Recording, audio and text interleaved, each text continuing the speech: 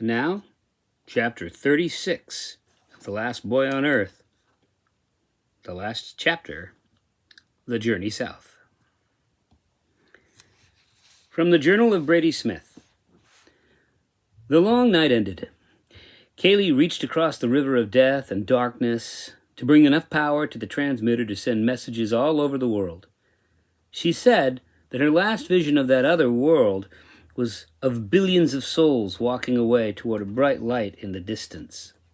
Since the primary broadcast, we've been in touch with groups representing over 1,000 people all over the world, from places like Burma and Adelaide, Australia, among others. I thought that since the dead finally moved on from the far shore, we would lose the living statues, but we didn't. They're still very much with us, including Gregoire, who's complaining of arthritis and bursitis, whatever that is. He claims he's in pain all the time and he grunts when he moves, but I think he's doing it for attention more than anything else.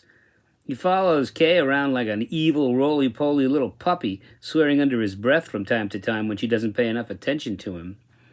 But he fought to save her from, well, me, in the form of Grendel.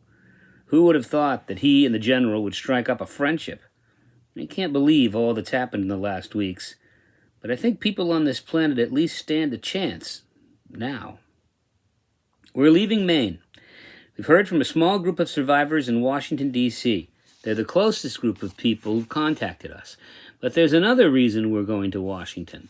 Dr. Grindle told us about his suspicions concerning the virus that nearly destroyed us all. He designed the dispersal method for an aerosol vaccine, but he thinks that someone substituted a live virus for a killed one, something called the blood of the Gorgon. He claims it was supposed to be an airborne respiratory virus, a biological weapon, and he never believed there was enough of it to be dispersed in such large quantities. But now? So we're going to look for clues and information. This kind of thing, this pandemic, can never be allowed to happen again because he knows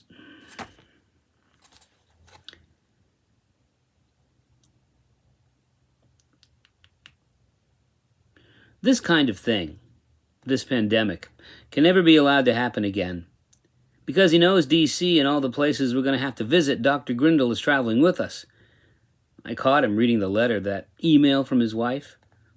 I didn't really want him to come with us, thinking he's still too much of a broken man, but he handed me the letter and pointed to the last paragraph. "Read it," he insisted. And it said, "You're still everyone's greatest hope. The survivors of this pandemic, and there will be some, will remember that you worked until the very end to find a way to stop it.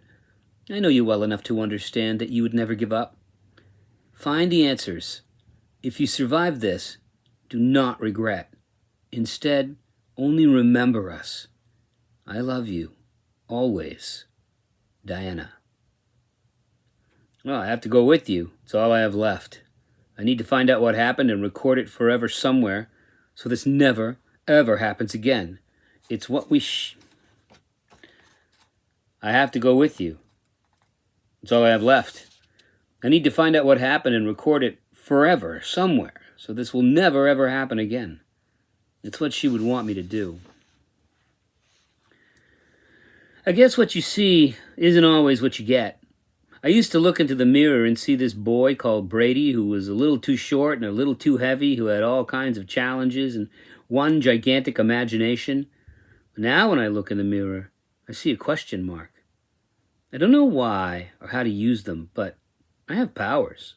Strange, uncomfortable, and surprising powers. I'm finding that a book can be a good friend and that a statue's a lot more than a hunk of metal. You might not know it when you look at me, but I have monsters deep inside of me. So do you. We all do. But we also have monster slayers in there too. Imagination is a power like gravity or magnetism, and I've begun to figure it out. There are a million different worlds, and the quantum theory of fiction holds true. There are worlds out there. When we imagine them, we're not really imagining them at all. We're just becoming aware of them. They're already real, and infinity is an endless number. Dr. Grindle is coming with us, but Joe insists that he's staying here to man the radio station. So I did this thing. I'll tell you because it's a secret, and you, whoever you are, can tell anyone about it anyway, because I'll never know. Joe's future has been really bothering me because I know Kaylee and I will be leaving here soon, and he's too old and sick with diabetes to travel. Besides, he's got a big plan to continue broadcasting every night and pull the world together through the radio. He's got so much to teach us, and we need him. The world needs him. But who knows how long he's going to live, so I did something.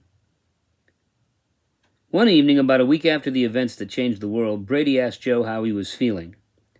"I haven't felt this good in years," he said simply. "How's your blood sugar?" Joe smiled and said, "You won't believe it," he said with a twinkle in his old gray eye, "but for the last 2 days, my blood sugar levels have been normal." Brady smiled in return, but didn't betray his secret to his friend. 2 nights ago, he sat at the edge of the river and imagined Joe's pancreas in his mind, the organ whose malfunction leads to diabetes. He didn't know what a pancreas looked like, but he had done his research and he knew how it worked, kind of. He imagined small cells called islets of Langerhans, the organelles that produce insulin, and he placed them carefully within Joe's pancreas by imagining them there.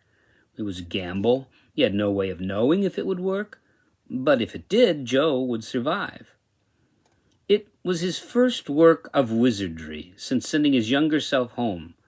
From all indications, it looked like Joe was going to be fine. "Are you going to be okay up here all alone?" asked Brady. You don't need to worry about me. I was making it in this world long before you were even a gleam in your mother's eye. I'll be all right. Besides, I won't be alone. I have the General and all those people on the other end of the airwaves to speak with. I'll talk to you daily on the satellite phones. You're the one who needs to worry. There's no telling what you're going to find out there." "I'm going to worry about you even if you tell me not to," Brady said. Joe put his hand on Brady's shoulder and assured him, "And it won't do you any good." In the long night, Kaylee had come to an understanding. She was the daughter of the river woman, the daughter of death. A woman in a brown dress who lived in the water that was the matrix connecting all things. Kaylee no longer feared her. On the evening before their departure for the south, Kaylee stole away from the group, accompanied only by Gregoire, who would not leave her side, and insisted that his sole task in the world now was to protect her. They went down to the riverbank, and she sat on the rocky shore at low tide with both feet in the water. Those of the waters met her there and fawned over her, giving obeisances, flattering her, hoping for release so that they too could finally reach the far shore. Kaylee paid them no heed and called for her mother, who showed herself in a flash. "I'm going to travel," she told the river woman. "I gathered as much. It's what the living do." "Will I still be able to contact you?" "Always and everywhere. I am wherever, always." "Well, now that they've moved on, will I have any further purpose?" asked Kaylee. "Of course you will. You've helped the dead move on, but there are always more of them. First a few, then more. You will be able to communicate with them. It is the living who need you now. Keep your mind on the living and how you can help them through their passage in this world, and all will be as it should be. Keep your mind on assisting the renamer. He still has much to learn, and he relies on you." "What do you know of Brady and his purpose?" "Only that when a world experiences such a great passing as this one, those few who remain need to reset the balance. Brady's purpose is singular. He alone can rename the world, and all the things in it. Renaming is more than giving something old a new word that can help recall it in memory or conversation. Renaming means giving things precisely the right name and no other. This is his calling, and it makes him very powerful. To call something or someone by a true name is to have power over it. It is one of the most difficult tasks in the worlds." Kaylee hesitantly said, "Thank you for your help." The river woman smiled, and the universe issued a sigh. Kaylee removed her feet from the water and reached out quietly to put her hand around Gregoire's shoulders and stony, stubby vestigial wings.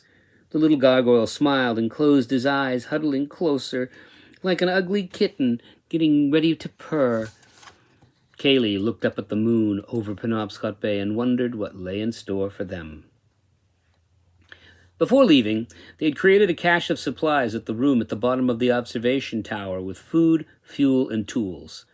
Joe had become the teacher of the general, who was fascinated with all the new developments in the world around him, a world he could take part in as an equal now.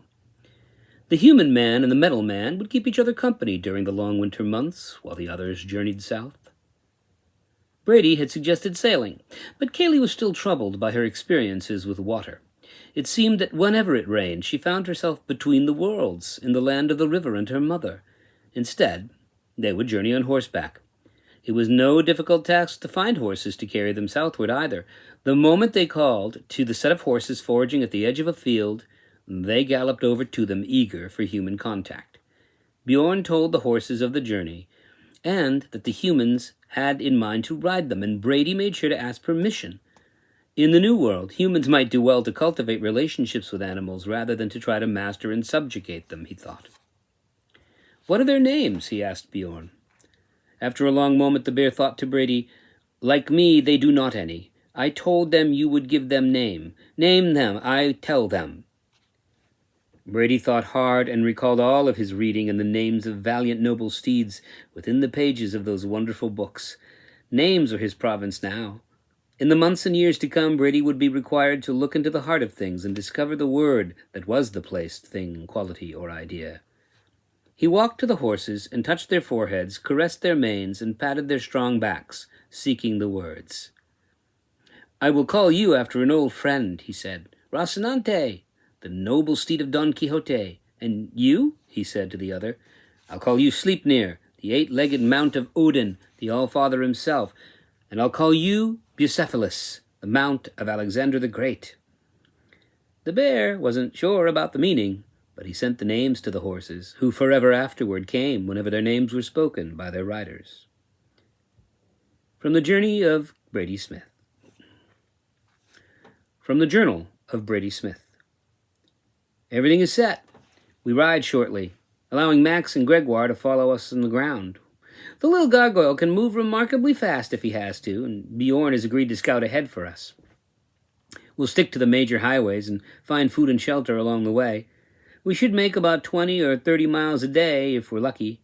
There's no need to rush, since we plan on wintering over in Washington, D.C., where Dr. Grindle can help us discover precisely what happened to bring about the end, or should I say, this new beginning. There's a place in another universe where Mom and Dad and I are all together, and the people didn't die. The whole family's probably out driving to get an ice cream on a hot summer night, and then they'll drive back home together in the front seat of Dad's truck. And then they'll watch TV, and Mom will fall asleep with her head on Dad's shoulder, and my other self, the one I sent back, he'll look at them, smile. Maybe he'll even remember me like a dream he had once a long time ago. It brings me some comfort, knowing that they're going to be all right. Hugin flew down from the bridge and took wing toward the southern road, over Verona Island and back inland, because it was a more direct route. To their astonishment, another large black raven joined him in flight. "Well, I'll be. Looks like your raven's found himself a mate," said Joe.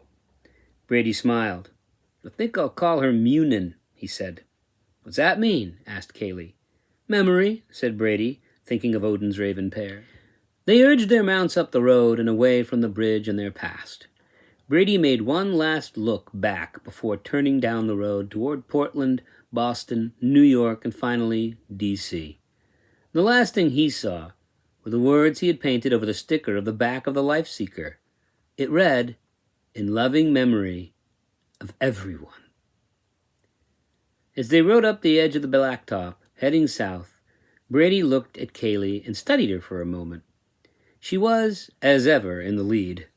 She had changed and seemed more at ease now, less worried. He sidled up to her and asked simply, "Hey, Kaylee, if I was the last boy on Earth and you were the last girl, do you think?"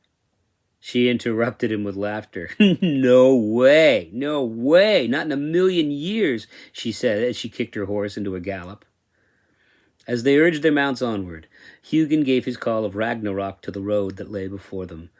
Brady found himself imagining voyages of great wayfarers from history and from all the books he had voraciously read before the abandonment. He was about to travel away from everything he had ever known in search of what was beyond. His journeys, he imagined, might be remembered years and years from now by people not yet born in lands not even settled by humans. Would he be like Odysseus setting out from Ithaca to fight the Trojan War? Was he to be remembered as Bilbo Baggins might be when he became lucky number 14 on an uncomfortable journey that might make one late for dinner? Perhaps he would be remembered only as Brady Smith, who set out one day in search of survivors from a deadly plague. He would encounter many monsters, deal with thieves upon the highway, and explore lost cities, taking treasures from their ashes, so civilization might one day rise again. Brady wondered if anyone in some distant future would ever take the time to write down his adventures. Memory, he thought, was almost as important as imagination.